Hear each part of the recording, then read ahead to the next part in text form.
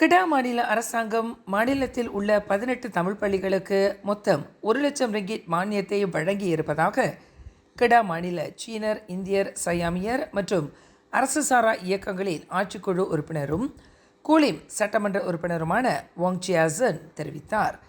கிடா மாநில அளவிலான தீபாவளி பண்டிகையின் திறந்த இல்ல உபசரிப்பு சுங்கைப்பட்டாணி ஸ்வர்ணபூமி மண்டபத்தில் வெகு சிறப்பாக நடைபெற்றது. இந்த திறந்த இல்ல உபசரிப்புக்கு கிடா மாநில மந்திரி பசார் doctor Sri Muhammad Sanusi Muhammad Nor சிறப்பு பிரமுகராக கலந்து சிறப்பித்தார். வாங் சியாசன் தமது சிறப்புரையில் கிடா மாநில அரசாங்கம் அனைத்து இன மக்களையும் சமநிலையில் கவனித்து ஒவ்வொரு இனத்தவரின் கலாச்சாரம், பாரம்பரியத்தை மதித்து அவரவர் பண்டிகைக்கு முக்கியத்துவம் வழங்குகிறது என்பதற்கு தீபாவளி திறந்த இல்ல உபசரிப்பு ஓர் உதாரணம் என்றார்.